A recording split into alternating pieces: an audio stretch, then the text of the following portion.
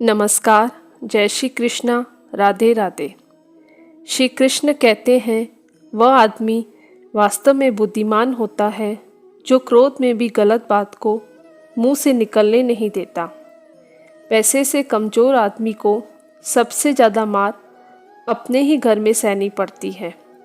कुछ लोग आपको इसलिए पसंद नहीं करते क्योंकि आप औरों जैसे नहीं हैं। मोगरे से इसलिए नफ़रत मत करिए कि वो गुलाब नहीं है। कई लोग मोगरे से इसलिए नफ़रत करते हैं क्योंकि वो गुलाब नहीं होता, जबकि मोगरे के भी अपने गुण होते हैं। गीता का ज्ञान भुलाकर मानवता सदा ही हारी है, इसलिए संसार में आज भी महाभारत जारी है। अच्छे लोग तो सिर्फ अच्छे काम से ही जाने जाते हैं, वरना अच्छी बात तो बुरे लोग भी कर लेते हैं। अक्सर अपनों की चालाकियाँ बेवकूफ़ों को भी समझदार बना देती है। किसी के लिए भी समर्पण करना मुश्किल नहीं है, मुश्किल है व्यक्ति को ढूंढना जो आपके समर्पण की कद्र करता हो। वाणी और पानी दोनों में छवि नज़र आती है। पानी स्वच्छ हो तो चित्त नज़र आता है और वाणी मधुर हो तो चरित्र नज़र आता है। भरोसा तो अपनी सांसों का भी नहीं और हम हैं इंसानों पर भी कर लेते हैं। दूसरों को नीचा दिखाने में तुले हैं सब कहीं। ऐसा न हो जाए कि गलती से आप सबकी नज़रों में गिर जाए। धरती गोल है, जितनी तेज़ी से तुम कुछ फेंकोगे वह दुगनी तेज़ी से तुम्हारे पास लौट आएगा।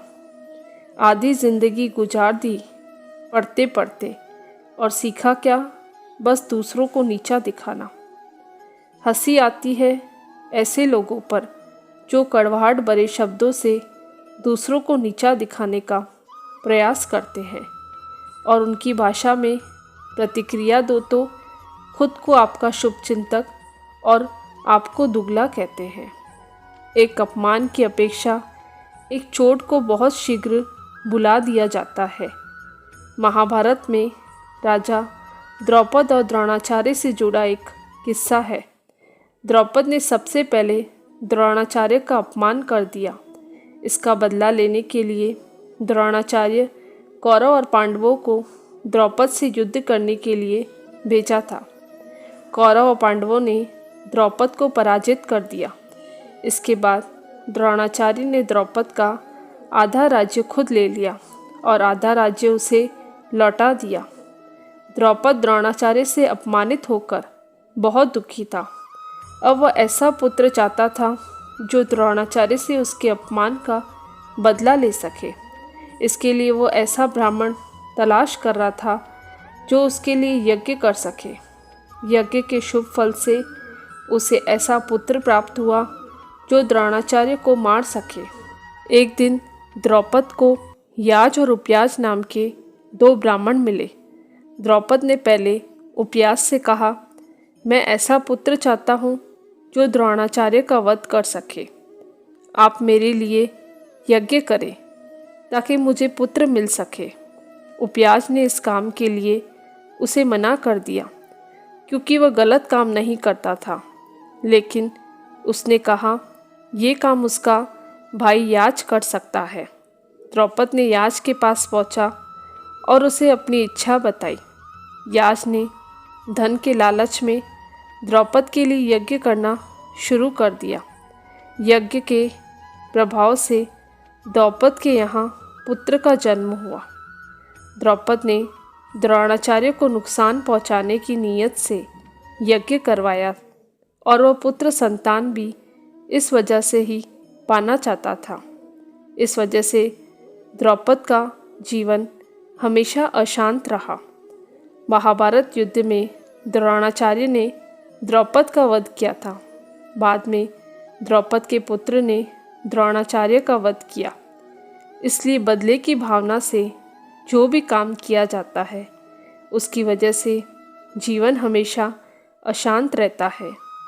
अगर आप ये सोच रहे हैं कि आपकी बेइज्जती हुई है तो पहले ये विचार ज़रूर कर लें कि कहीं आपने पहले किसी का अपमान तो नहीं किया, क्योंकि अपमान का बदला अपमान से ही चुकाया जाता है। जो केवल अपने और अपने पैसों का गुणगान करे, उनके साथ रहकर आप अपना अपमान न करें। श्री कृष्ण कहते हैं, वक्त और हालात बदलते रहते हैं, इसलिए किसी का अपमान करने से पहले 100 बार सोचना चाहिए। किसी का अपमान करने से बचना चाहिए। जिस मनुष्य के स्वभाव में दूसरों का अपमान करना होता है, ऐसा मनुष्य अपने लिए सम्मान के सारे रास्ते बंद कर देता है। अपमान उस चोट की तरह होता है जिसका घाव कभी नहीं बढ़ता। ऐसे रिश्तों में कोई सम्मान नहीं रहता जो दूसरों का अपमान करते हैं और आत्मसम्मान की कद्र नहीं करते। आपसी रिश्तों को जोड़ने वाले सम्मान पाते हैं और दूर करने वाले अपमान के भागी होते हैं। खुशियाँ बांटने वाले सम्मान पाते हैं और दुख देने वाले अपमान पाते हैं।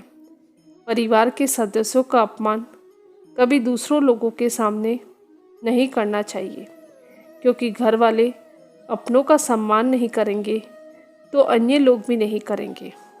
अपने अपमान का सबसे अच्छा उत्तर होता है अपमान करने वाले से अत्यधिक सुख समृद्धि सफलता प्राप्त कर लेना, कि अपमान सार्वजनिक रूप से सम्मान बन जाए। किसी का बदला लेने का आनंद 2-4 दिन तक रहेगा, लेकिन किसी को माफ़ करने का आनंद जिंदगी भर रहेगा।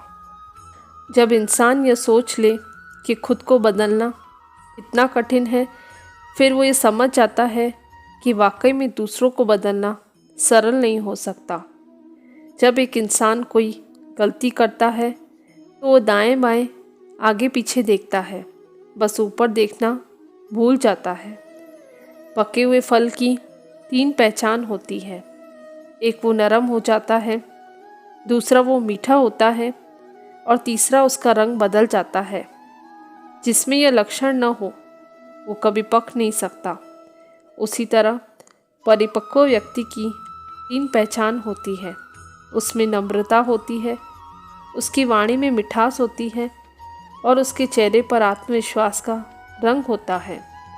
वह न कागज रखता है न किताब रखता है, फिर भी पूरी दुनिया का हिसाब रखता है। पंछी कभी भी अपने बच्चों के लिए घोंसला नहीं बनाते, वो उन्हें उड़ने की कला सिखाते हैं। आगे बढ़ना है तो बहरे बन जाओ। कुछ लोगों को छोड़कर बाकी सब हौसला तोड़ने वाले होते हैं। इंसान जीवन भर 3 चीज़ों के लिए मेहनत करता है, मेरा नाम ऊंचा हो, मेरा लिबास अच्छा हो और मकान खूबसूरत हो। लेकिन इंसान के मरते ही भगवान उनकी ये तीनों चीज़ें सबसे पहले बदल देता है। नाम स्वर्गीय, लिबास कफन और मकान शमशान। ऐसे लोग आपके आसपास ही मिल जाएंगे जिनके दिल में जहर और जुबान पर मिठास होती है। किसी की आदत देखनी हो तो उसे इज्जत दो और किसी की फितरत देखनी हो तो उसे आज़ादी दो। हीरे को परखना है तो अंधेरे का इंतज़ार करो। धूप में तो कांच के टुकड़े भी चमकते हैं। वक्त अच्छा हो तो आपकी हजारों गलतियां भी मजाक लगती हैं और वक्त बुरा हो तो आपका एक मजाक भी हजारों गलतियों के बराबर लगता है। इंसान एक गुण नमक की तरह होना चाहिए, जो भोजन में होते हुए भी हमें दिखाई नहीं देता, और जिस दिन भोजन में न हो तो उसकी कमी महसूस होती है। कोई भरोसा तोड़े तो उसका धन्यवाद करें, क्योंकि वह हमें सिखाता है कि भरोसा बहुत सोच समझकर करना चाहिए।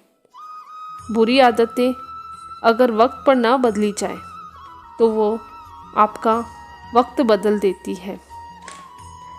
सच सुनने न जाने से क्यों कतराते हैं लोग। तारीफ चाहे झूठी हो, सुनकर खूब मुस्कुराते हैं लोग। श्री कृष्ण कहते हैं, मूर्ख मनुष्य क्रोध को जोर शोर से प्रकट करता है और बुद्धिमान व्यक्ति उसे वश में कर लेता है। धन्यवाद। जय श्री कृष्ण।